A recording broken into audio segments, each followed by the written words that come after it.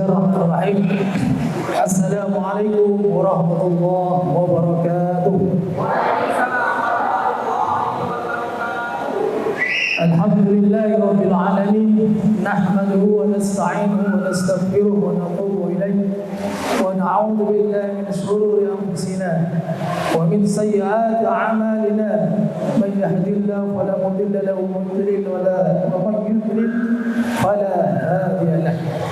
أشهد أن لا إله إلا الله وحده لا شريك له وأشهد أن محمدا عبده ورسوله اللهم صل وسلم وبارك على سيدنا محمد وعلى آله وصحبه أجمعين وبعد. Para hadirin yang berbahagia rahimani wa rahimakumullah. Alhamdulillah, kita panjatkan puji syukur kehadirat Allah Subhanahu wa taala. Di siang hari ini kita semua diizinkan bertemu, bertatap muka, tentu dalam rangka pertama thalabul ilm, yaitu meningkatkan pemahaman kita kepada agama Allah Subhanahu wa taala. Karena sesuai dengan hadis Rasulullah sallallahu alaihi wasallam, "May yuridillahu khairan yufaqihu fid-din." Barang siapa dikehendaki oleh Allah Subhanahu wa taala menjadi orang yang terbaik, maka Allah memberikan tafaqquh, pemahaman yang dalam tentang agamanya.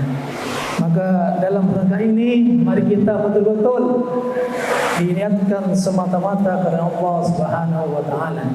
Yang kedua, berkumpulnya kita di tempat ini, di rumah Allah ini, tentu dalam rangka untuk silaturahim, menta'alluqkan hati-hati kita ini.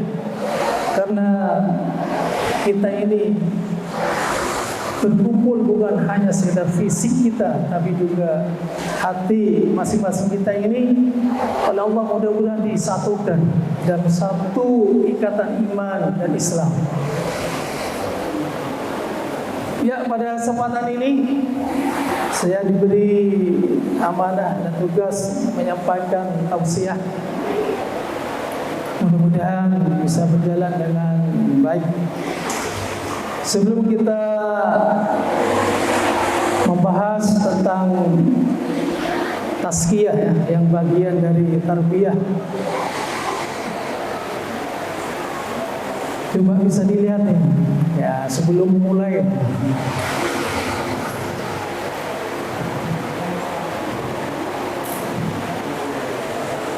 Lihat dulu ya, biar nggak tegang ya juga tegang ya.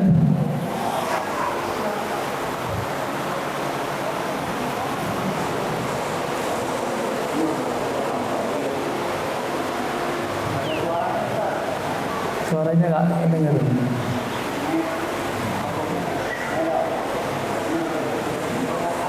Ya, ada sampah botol, kemudian dimasukkan ke tong sampah. Coba Pak Torif, apa kesannya, kesimpulannya? Wah, gitu. Ya, ini bagian dari kotoran ya. Kotoran harus bersih sehingga pemandangan jadi indah dilihat. Ya. Jadi pada kesempatan ini kita akan membahas tentang ya kaitannya dengan tarbiyah pendidikan, termasuk di dalamnya adalah ada tazkiyah. Sebelum kita sampai kepada bagian tentang tazkiyah ini, perlu kita mengetahui tentang gambaran ya, bangsa Arab ya.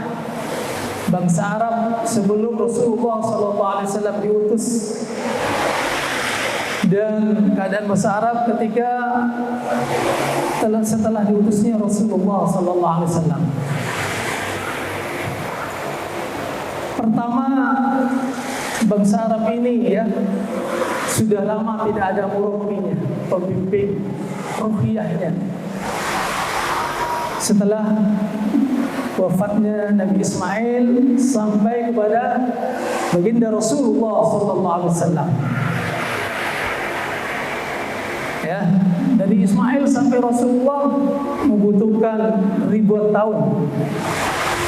Maka karena tidak ada murabbi, tidak ada orang yang membimbing, mengarahkan bangsa Arab ini, sehingga mereka ini pada akhirnya disebut al-ghafilun. Sesuai dengan firman Allah, "Tunziru qauman ma 'andira aba'uhum hum ghafilun." Ini pentingnya suatu kaum, suatu kelompok harus ada murabbi. Jangan sampai hilang murabbi dari salah seorang dari kita, hilang dari kemurabbiannya, sehingga akhirnya menjadi orang-orang yang lalai. Bisa dilihat ketika bangsa Arab tidak ada murabbi, ya, secara politik bisa dilihat, ya, mereka dibayang-bayangi oleh kekuatan dua raksasa, Romawi dan Persia. Banyak daerah-daerahnya subur dikuasai oleh kedua raksasa ini. Ekonominya jelas hanya segelintir orang yang menguasai. Kemudian mereka makan riba atau mengakarnya praktek riba. Kemudian moralnya rusak. Ada beberapa macam pernikahan yang terjadi dan sudah menjadi budaya mereka. Di antaranya istibda. Istibda ini adalah seorang suami yang menyuruh istrinya berhubungan badan dengan tokoh atau dedengkot satu kaum, dengan tujuan biar menghasilkan keturunan yang berbobot seperti tokoh satu kaum itu. Dan ini sudah biasa. Kemudian ada bentuk pernikahan yang bejat atau rusak moral bangsa Arab ini, yaitu ada nama istilah al-mukhadonah, yaitu seorang istri memelihara selingkuhannya, banyak selingkuhannya, yaitu laki-laki yang lain selain suaminya. Kemudian ada asyigor, pernikahan asyigor, yaitu pernikahan umpama seorang wali menikahkan anaknya, tapi disyaratkan wali tersebut mensyaratkan pada orang atau anak perempuannya atau anak perempuannya dinikahkan, syaratnya adalah umpama, ya, si A, ya, ini dinikahkan oleh walinya dengan si perempuan, tapi syaratnya wali ini harus dinikahkan pula dengan anaknya sendiri atau anaknya anak perempuannya dari yang dinikahkan. Jadi syikor ini, ya, contohnya siapa ini? Contohnya si A punya anak, kemudian saya nikahkan dengan si B, maka saya mensyaratkan saya juga harus dinikahkan dengan anaknya, ya, anaknya perempuan tadi. Ini bertentangan, termasuk bagian dari moral yang bejat dari bangsa Arab ini. Jika dalam Islam la syigara fi Islam dan lain sebagainya, mut'ah dan lain sebagainya. Jadi ini kondisi parahnya bangsa Arab sebelum Rasulullah SAW diutus. Kemudian berikutnya, ya, sehingga mereka ini seperti ini disebut jahiliyah, ya. Langsung saja, kenapa mereka ini benar-benar umat yang jahil, umatul jahiliyah.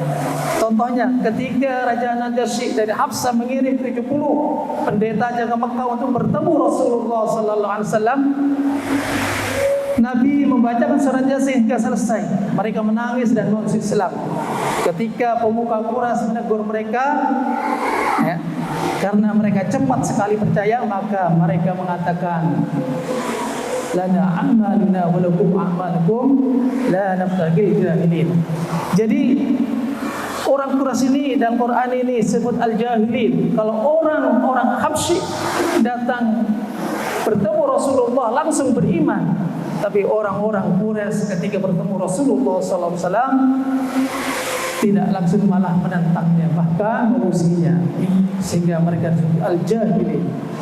Kondisi yang seperti inilah perlunya mereka mereka punya ciri khas jahiliyah, bodoh ya. Bodoh ya.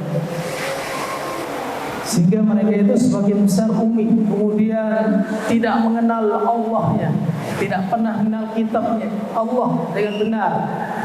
Mereka membuat segala macam berbagai berhala. Ya, walaupun tujuannya untuk mendekatkan diri kepada Allah, tapi dengan perantaraan berhala-berhala ini.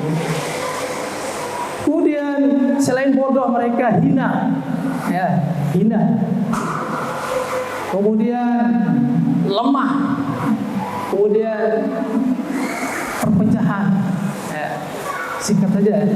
Kemudian jadi secara umum ya, pertama bodoh, ya, hina, perpecahan, apalagi lemah. Nah, sehingga semua mereka ini dikatakan oleh Al-Quran lafi dhalalin mubin, mereka benar-benar sesat yang nyata. Nah, ini. Maka kondisi yang seperti inilah perlunya namanya murabbi, tarbiyah. Ya. Tarbiyah tentunya tarbiyah dengan datangnya Rasulullah sallallahu alaihi wasallam. Yang sebelumnya Rasulullah masih bingung apa yang untuk mengentaskan kondisi sesat bangsa Arab ini. Ya. Kemudian diutusnya Rasulullah sallallahu alaihi wasallam. Kemudian mendapatkan jawaban. Ya. Jadi Nabi Ibrahim ini ketika membangun kota Makkah di awalnya, ya, dia berdoa, Rabbana wa ba'ath fihim rasulan minhum yatlu 'alaihim ayatina. Ya Allah, utuslah di antara mereka seorang rasul yang membacakan ayat-ayat kami dan mentazkiyah mereka. Nah, maka doa Nabi Ibrahim ini dikabulkan oleh Allah.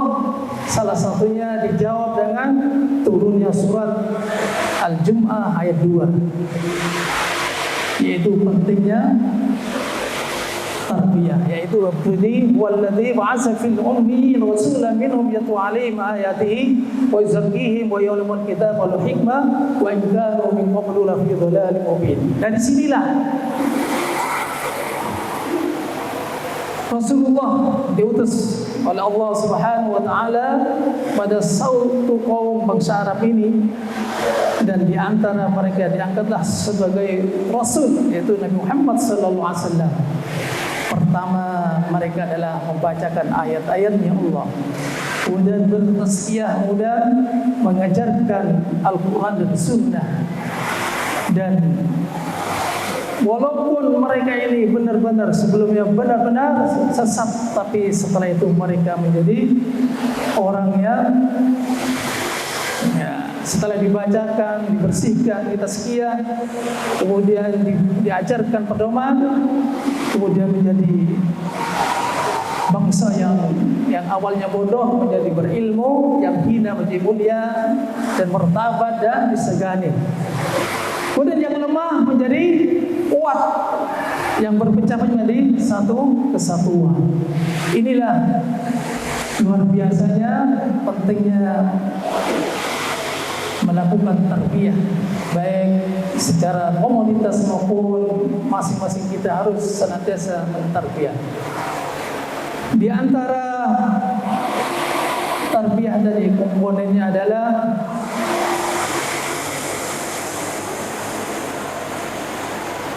membaca, ya, ayat-ayat Allah, kemudian ditazkiyah, kemudian diajarkan manhajnya melalui tarbiyah Rasulullah SAW. Pada akhirnya, ya, kaum Arab yang jahiliyah ini menjadi kaum yang berilmu, bersatu dalam kesatuan keimanan Islami. Sehingga perkembangannya, ya, dari dakwah yang secara sembunyi-sembunyi cuma 57 orang. Kemudian ketika hijrah, mau hijrah, 300, kemudian setelah perjanjian Hudaybiyah jadi 1.400 sampai Fathu Makkah menjadi 10.000, dan pada akhirnya perang Tabuk menjadi 300 ya, jadi 30.000. Dan akhirnya dalam perang Tabuk umat Islam dimenangkan oleh Allah Subhanahu wa taala dan dimudahkan tanpa peperangan pun orang-orang Romawi kocar kacir, dan ya Islam mendapatkan kemenangan. Allahu Akbar. Inilah pentingnya kita ini melakukan tarbiyah ya. Pentingnya ada murabi dan melakukan proses tarbiyah pendidikan, sehingga seperti yang dihasilkan oleh Rasulullah SAW. Tentu tarbiyah ini adalah tarbiyah berdasarkan nubuwah dan nabiyan. Kemudian selanjutnya pada kesempatan ini ya, saya lebih mengambil tazkiyah. Apa tazkiyah? Ada kemudian tarbiyah tadi, membaca, tazkiyah, kemudian tahlil. Apa tazkiyah ini? Ya, ini. Jadi tazkiyah ini secara lughawi adalah dari kata zakka yuzakki tazkiyatan, yang artinya mensucikan, memperbaiki. Secara istilah tazkiyah ini adalah ya, mensucikan hati manusia dan keyakinan yang salah untuk ditanamkan keyakinan yang benar, sehingga manusia tersebut bahagia dan selamat di dunia dan di akhirat. Kemudian maksud kita melakukan tazkiyah ini yang ingin dicapai ya, karena manusia ini terdiri dari jasmani dan rohani. Kalau jasmani yang kita rasakan saat ini, jasmani ya aslinya dari tanah ya. Kemudian kehendak dan kecenderungannya ya menuju ke bumi dan kelak akan kembali ke bumi atau ke tanah. Jadi fisik kita ini ya pada akhirnya kembali ke semula, ke tanah. Tentunya fisik yang sehat perlu makanan yang sehat ya, hidup, istirahat yang semuanya ada di bumi ini. Tapi rohani, jiwa, perasaan kita ini, hati ini berasal dari Allah Subhanahu wa taala. Kehendak dan kecenderungannya ke arah Allah Subhanahu wa taala. Dan kelak akan kembali kepada Allah Subhanahu wa taala. Biar rohani ini sehat, tentunya perlu namanya amal, iman, sholat, puasa, dan haji, dan zikir, tilawah, dan sebagainya. Kemudian gimana arah manusia ini? Jadi manusia ini gairah hidupnya arahnya kemana? Tergantung kemana, yang dimana yang lebih kuat. Bila kehendaknya rohani lebih kuat, ya dia akan menjalankan apa yang diperintahkan Allah Subhanahu wa taala, sebagaimana dalam surat At-Taubah, yang artinya tidak sepatutnya bagi orang mukmin pergi semuanya ke medan perang. Mengapa tidak pergi? Dari tiap-tiap golongan di antara mereka ada orang untuk memperdalam pengetahuan mereka tentang agama dan untuk memberi peringatan kepada kaumnya apabila mereka telah kembali kepadanya, supaya mereka itu dapat menjaga dirinya. Jadi orang mukmin yang sudah ditarbiyah dan sukses, mereka semua ini ikut pergi berperang. Meskipun mereka ini tahu risikonya, ya terbunuh, istrinya menjadi janda, ya, anaknya menjadi yatim dan lain sebagainya. Tapi ini karena kehendak rohani yang kuat, mereka lebih jika memilih untuk menjalankan perintah Allah Subhanahu wa taala. Inilah pentingnya tarbiyah ini, yaitu mengasah jiwa ini menjadi lebih kuat dan arahnya kepada Allah Subhanahu wa taala. Tapi sebaliknya, hati yang belum tazkiyah, belum terproses dengan benar, maka kehendaknya lebih kuat ya, dari kehendak rohani, sehingga dia terasa berat, susah beramal, badannya terasa berat ya. Puasa ibarat berat banget ini. puasa ini saya tidak bebas makan apa saja.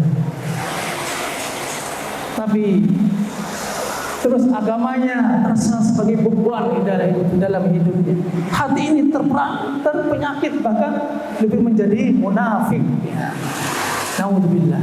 Untuk itu hadirin asatidz yang berbahagia, pentingnya kita ini melakukan tazkiyah dari yang kecil, dari kelompok yang kecil sampai besar. Harus kita tazkiyah melalui tarbiyah yang diajarkan oleh Rasulullah SAW. Kemudian bagaimana cara melakukan tazkiyah ini? Dengan apa kita melakukan tazkiyah?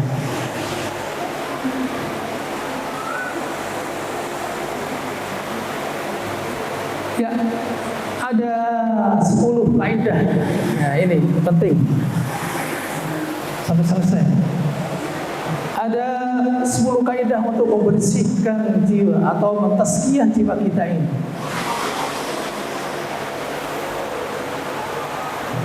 Jadi ada 10 kaidah agar jiwa kita ini bersih. Yang pertama adalah at-tauhid. At-tauhidu asma tuzakku bihin nufus. Jadi dengan apa kita ini melakukan tazkiyah? Nomor 1 adalah tauhid, yang merupakan dasar pokok untuk membersihkan jiwa kita ini. Apa landasannya? Tauhid ini adalah tujuan utama manusia diciptakan oleh Allah Subhanahu wa taala. Tujuan utama kita berada di dunia ini. Yang kedua, landasannya tauhid ini adalah mihwarnya dakwahnya para nabi dan rasul. Jadi setiap rasul yang Allah utus ke muka bumi ini, mihwarnya, tugas pokoknya adalah mengabdi kepada Allah, beribadah kepada Allah, dan menjauhi tawakkul. Kemudian tauhid ini menjadi kewajiban yang pertama kali ketika orang masuk Islam.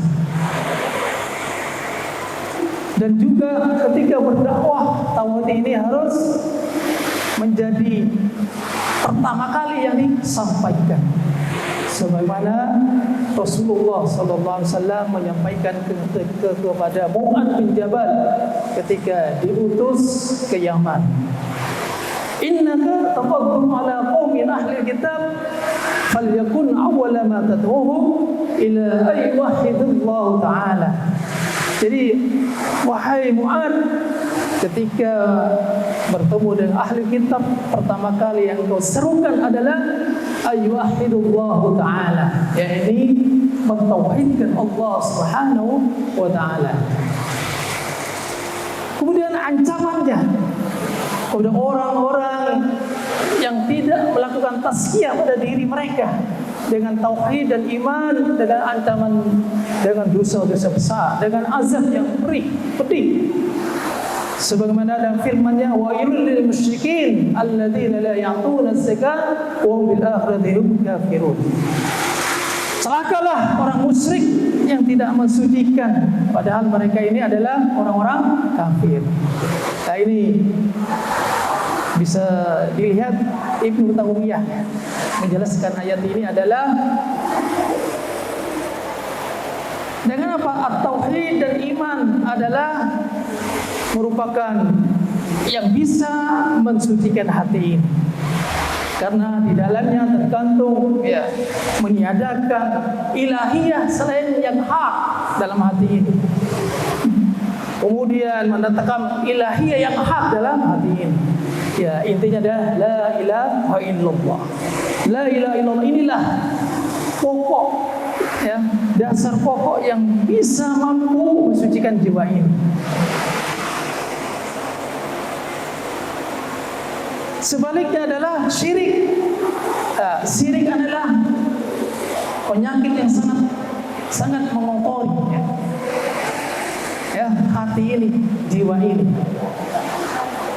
Maka bahkan kalau orang mati dalam keadaan syirik, maka dosanya tidak diampuni oleh Allah Subhanahu wa taala. Bahkan Allah haramkan surganya bagi orang-orang yang mensekutukan Allah atau melakukan syirik.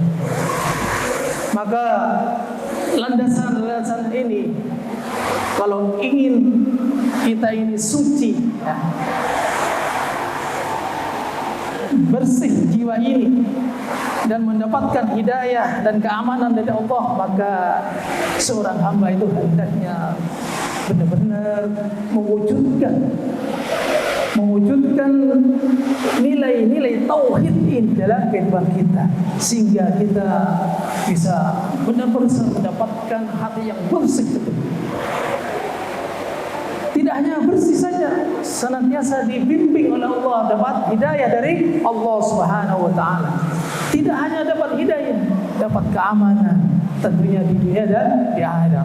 Sebagaimana firman Allah, "Alladzina amanu wa lam yalbisu imanahum bidzulmin ulaika lahumul amn wa hum muhtadun." Selain itu, seorang hamba yang ikhlas karena Allah, merendahkan diri di hadapan Allah Subhanahu wa taala dan memberikan kecintaannya kepada Allah Subhanahu wa taala, ya, maka amalnya tulus. Kalau dia benar-benar menghambakan diri ketika ibadah kepada Allah Subhanahu wa taala, memberikan kecintaan dengan tulus kepada Allah Subhanahu wa taala, maka pasti amalnya tulus dan mendapatkan namanya hati yang bersih, wa zakat nafsu, jiwanya yang bersih. Maka kesimpulannya adalah tidak ada jiwa yang bersih ini kecuali dengan mewujudkan nilai-nilai tauhid di dalam kehidupan ini dan mengisahkan Allah dalam beribadah dan senantiasa melakukan amalan ikhlas karena Allah Subhanahu wa taala. Begitu juga tidak akan mendapatkan jiwa yang bersih ini dengan cara membersihkan diri dari kesyirikan dengan segala macam-macamnya, dan juga membersihkan semua yang bertentangan dengan nilai-nilai tauhid atau hal-hal yang melanggar tauhid ini. Ini yang pertama. Pentingnya kita mentazkiyah. Jadi mari kita hidup ini adalah gimana nilai-nilai tauhid kita ini kita wujudkan dalam kehidupan. Ketika menghadapi masalah, kita menghadap dan mengeluh kepada Allah Subhanahu wa taala. Rezeki datangnya dari Allah Subhanahu wa taala. Kita hanya sekedar berupaya, tapi semua yang memberikan rezeki adalah hanya Allah Subhanahu wa taala. Maka tidak boleh sedih ketika rezeki ini berkurang, tapi ketika kita kurang, maka senantiasa kita bercurhat kepada Allah Subhanahu wa taala. Ini adalah tauhid kita. Ketika mencari ilmu, kita mohon kepada Allah Subhanahu wa taala, karena ilmu Allah adalah Maha yang berilmu, yang sangat luas ilmunya. Bisa digambarkan ilmu Allah sangat luas, fawqa dhi ilmin alim. Tidak ada yang punya ilmu kecuali di atas yang alim ada Allah Subhanahu wa taala yang Maha Alim. Ini yang pertama. Jadi dengan apa kita melakukan tazkiyah? Pertama dengan tauhid. Kemudian yang kedua, ad-doa. Ad-doa miftahu zakatin nufus.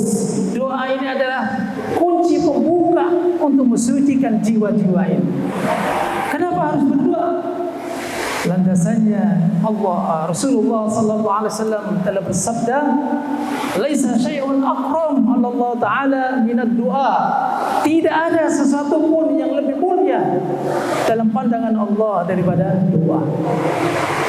Jadi doa ini dalam pandangan Allah sangat mulia, sangat besar di hadapan Allah Subhanahu wa taala.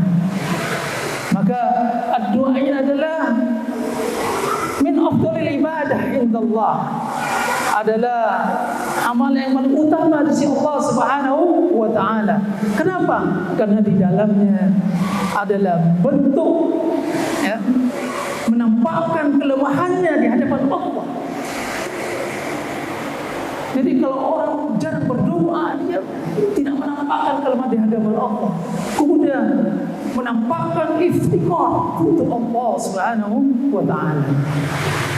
Watadallul, nah, yaitu merasa hina, rendah di hadapan Allah Subhanahu wa taala. Sehingga pada akhirnya mengaku hanya Allah sumber kekuatannya dan mengaku akan keagungan kesan Allah Subhanahu wa taala. Inilah doa.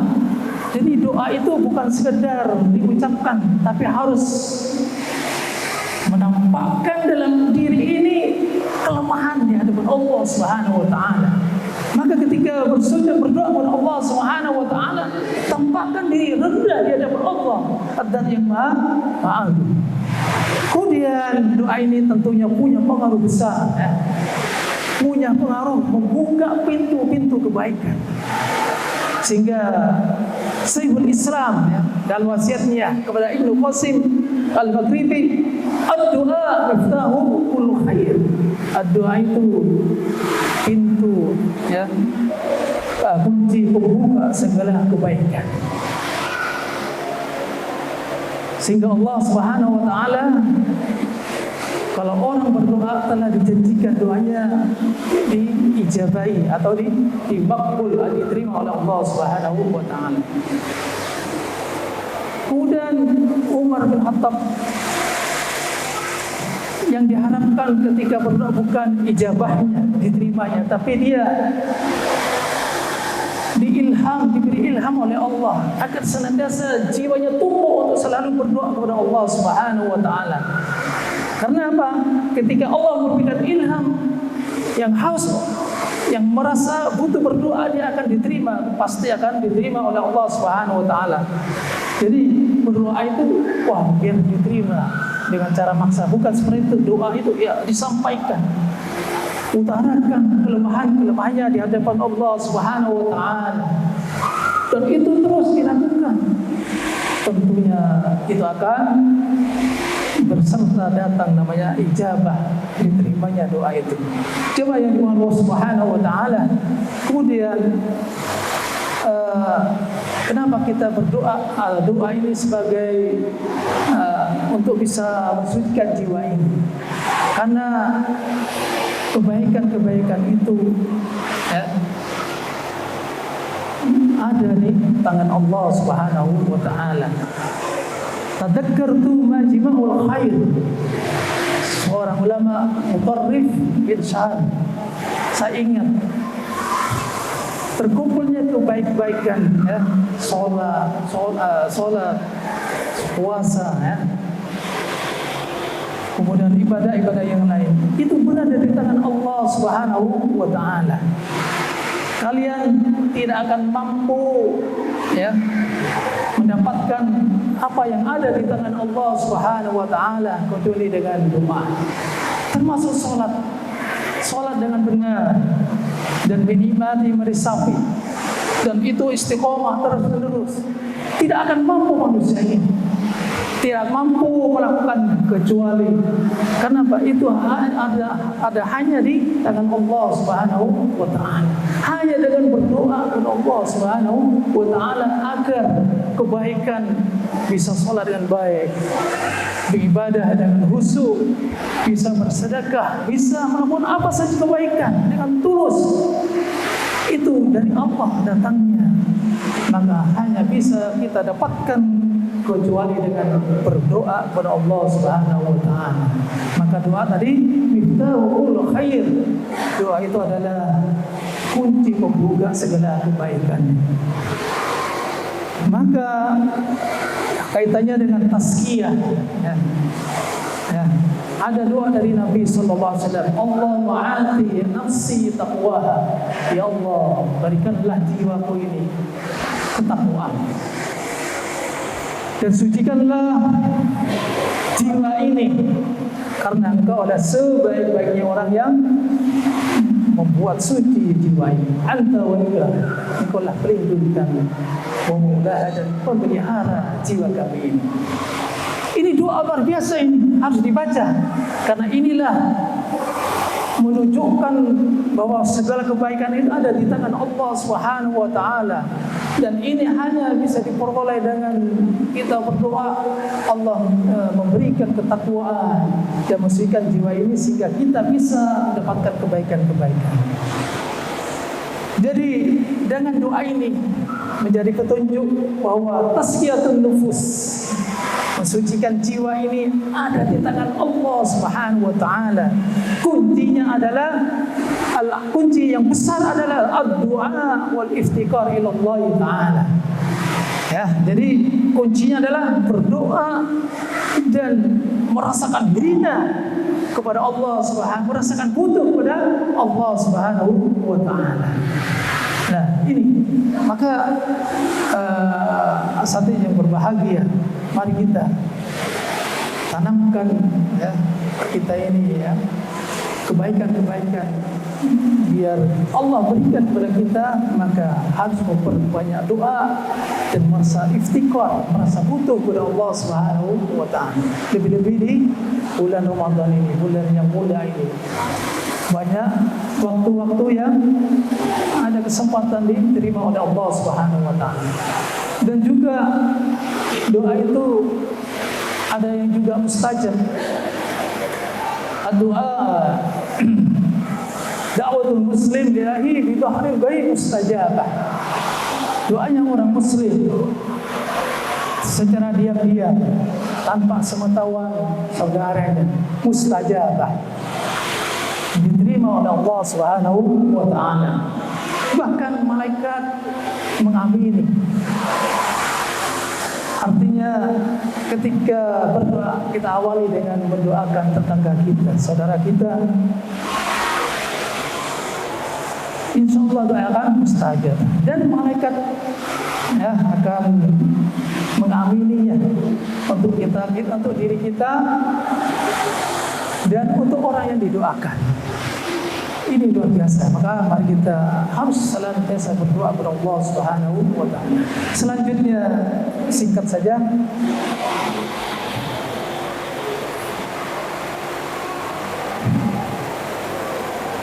kaidah yang ketiga yang bisa mensucikan jiwa kita adalah Al-Quran.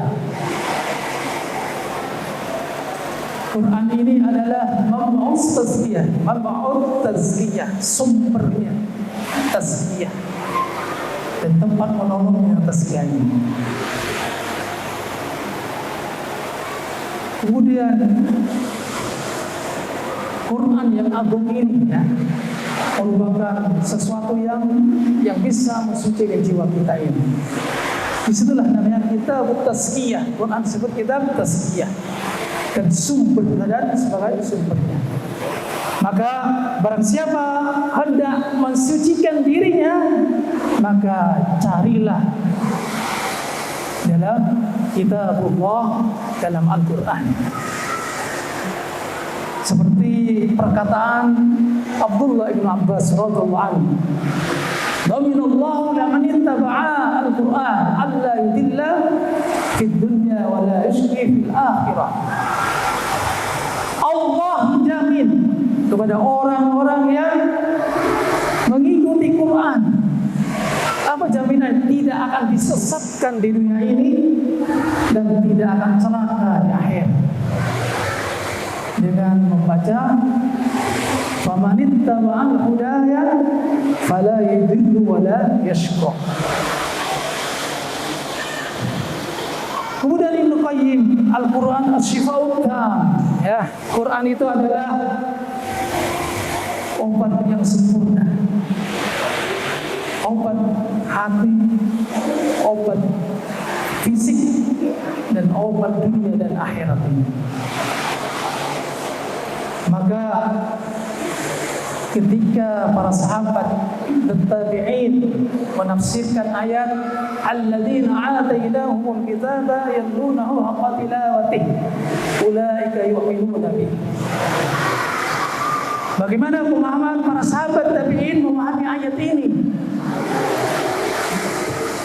Haqqa tilawati, tilawatul kitab haqqa tilawati. Membaca kitab dengan sebenar-benarnya membaca. Apa maksudnya? Pertama membaca, ya, membaca. Wa hifdhihi, dan menghafalnya. Wa fahmihi, dan memahaminya.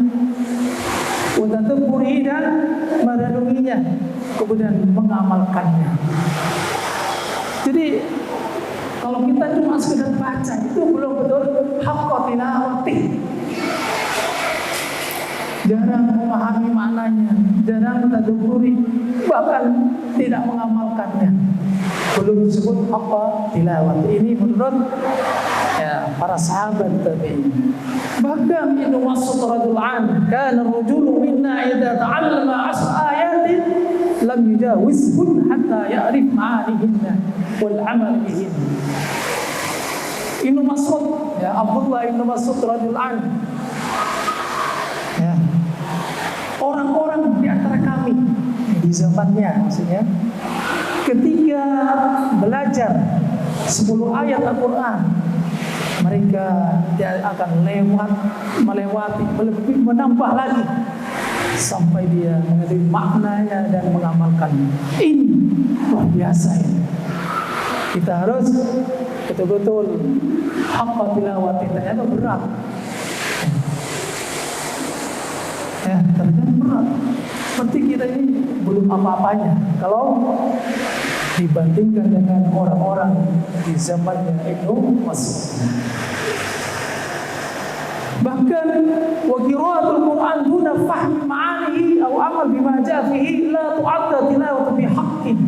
Ini tidak dianggap dengan membaca yang sebenarnya, ya, tanpa memahami maknanya atau tanpa mengamalkannya. Ini sesuai dengan perkataannya Al-Fudail, ya, bin Iyad. Innama nazal Qur'an liyu'mal bih. Inti dari Quran itu hanyalah untuk diamalkan. Maka jadikanlah bacaan sebagai amalannya. Jadi Allah Subhanahu wa taala.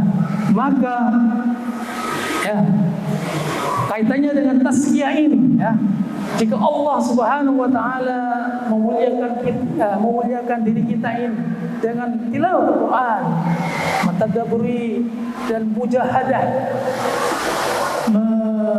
mengamalkannya, pasti dia akan mendapatkan atau memperoleh tazkiyah, kebersihan jiwa ini. Maka, ya, tentunya sesuai dengan kemampuan kita. Yang pertama baca dulu, ya, baca. Kemudian, ya, memahami maknanya. Kalau nggak bisa dengan terjemahannya. Kemudian berupaya dengan mengamalkannya sedangkan kemampuannya. Insya Allah hati ini dibersihkan oleh Allah dan mendapatkan untung yang besar dari Allah Subhanahu wa taala. Kemudian berikutnya, kaidah yang bisa membersihkan jiwa ini adalah menjadikan Rasulullah SAW sebagai uswah dan qudwah.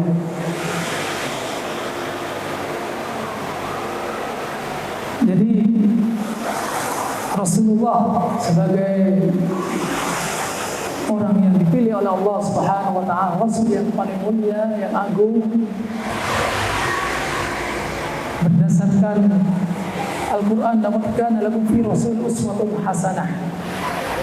Ayat ini sebagai dasar kita ini harus mengikuti Rasulullah SAW dalam perkataan kita, dalam perkataannya, perbuatannya, dan dalam keadaan apapun. Kemudian untuk bisa mensucikan jiwa ini, tentunya bukan dengan cara yang tidak sesuai dengan sunnah Rasulullah SAW.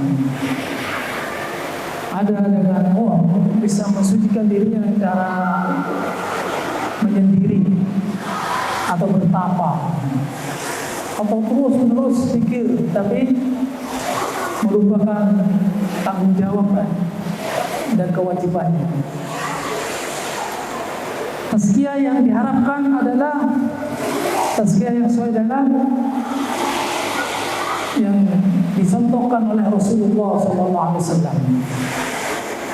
Dan pekerjaan untuk mensucikan ini tentunya harus benar-benar sesuai dengan sunnah Rasulullah SAW. Kenapa? Inna Rasulullah mizanul akbar. Rasulullah adalah timbangan yang terbesar. Jadi apapun yang kita kerjakan, apapun yang kita ucapkan, kita amalkan, harus diukur dengan Rasulullah sebagai uswah kita ini. Maka wajib bagi orang yang hendak mensucikan dirinya bermujahadah, memaksa dirinya ini untuk mengikuti beliau, tunduk kepada beliau, wa ta'assi, meniru Rasulullah sallallahu alaihi wasallam, dan menghindarkan cara-cara yang tidak sesuai dengan yang diajarkan Rasulullah sallallahu alaihi wasallam. Jadi walaupun kita melakukan tazkiyah bukan dengan cara-cara yang berlebihan, yang tidak bertentangan dengan syariat Rasulullah, karena wa ma khalafa fa batil. Melakukan tazkiyah dengan cara yang bertentangan maka dia batil dan tidak diterima oleh Allah Subhanahu wa taala. Kemudian tazkiyah ini ada dua. Pertama, kalau kita ingin tazkiyah, yang pertama melakukan tahliyatun nafs, mengosongkan jiwa ini dengan cara mensucikan dari dosa dan maksiat. Jadi kalau masih sering berdosa, perlu dikatakan tazkiyah. Jadi diawali meninggalkan dosa-dosa dan maksiat dan hal-hal yang buruk dalam hidup ini. Kemudian kita hiasi dengan melakukan ketaatan dan pendekatan atau bertaqarrub kepada Allah Subhanahu wa taala. Maka bagi orang yang hendak mentazkiyahkan dirinya, maka harus melepas yang pertama kali dari dosa-dosa, dari dosa yang merusak hati ini, dari hal-hal yang bisa memadamkan cahaya hidayah dan iman ini, yaitu maksiat pada diri sendiri, maksiat pada orang lain dan lain sebagainya. Tidak mungkin dia tazkiyah kalau masih banyak dosa-dosa kepada Allah, dosa kepada temannya dan lain sebagainya. Kemudian selanjutnya sudah sampai sebanyak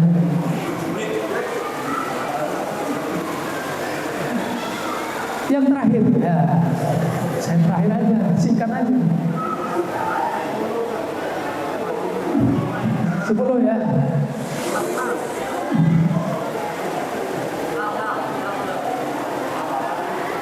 Ya, memilih teman ya. Jadi kalau ingin tazkiyah harus bersama dengan orang-orang yang baik.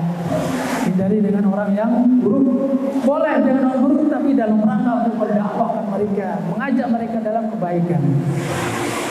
Ya, jadi kalau kita punya tekad untuk membersihkan diri ini biar terpengaruh, maka kumpul dengan orang ajudunasa yang baik-baik, ya, teman yang baik.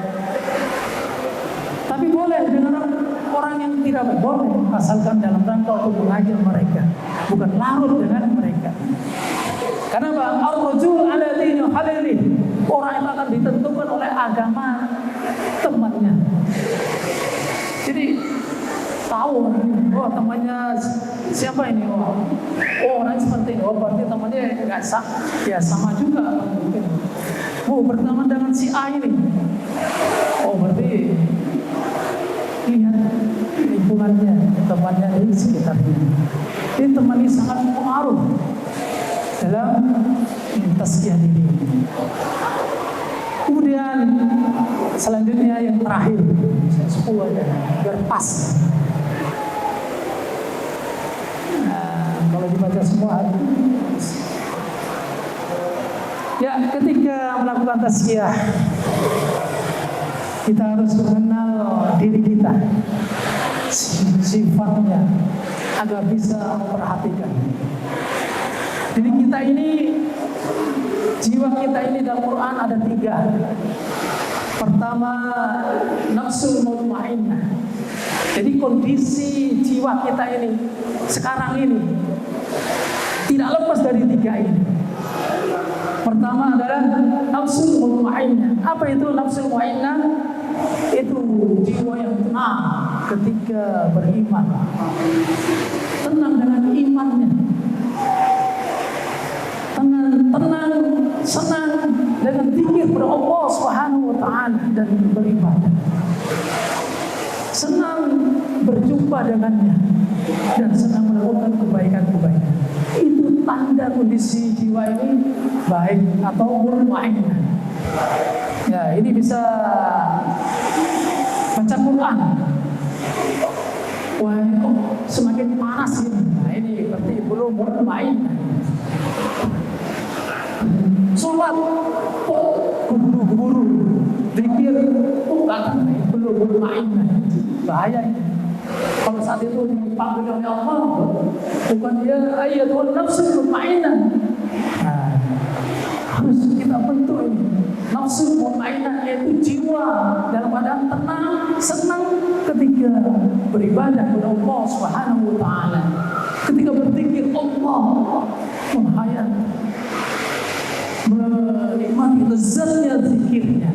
Ketika baca Quran, lezatnya baca Quran itulah nafsul mutmainnah. Kondisi inilah yang harus kita ada dalam diri. Kemudian kondisi kedua, nafsul lawwamah, ini yaitu jiwa ya, yang tercela karena dia masih banyak melakukan kesalahan dan lalai dalam melakukan kewajiban.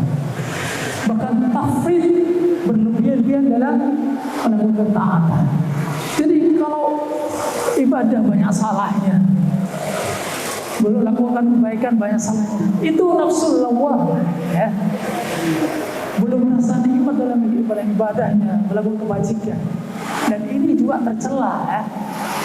Maka kondisi yang seperti segera diatasi.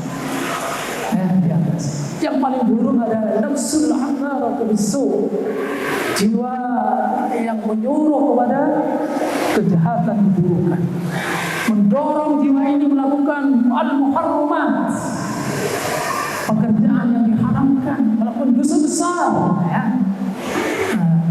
Kemudian ingin duduk area tempat yang mungkar.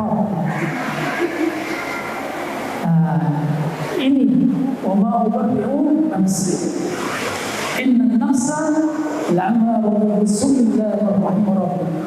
Nafs, jiwa yang amarah bisu ini adalah yang hina ya. Paling buruk, kondisi paling buruk perlu dibina lagi. Maka ketika keadaan jiwa ini ya, yang 3 hal ini mana boleh hilang mana ini?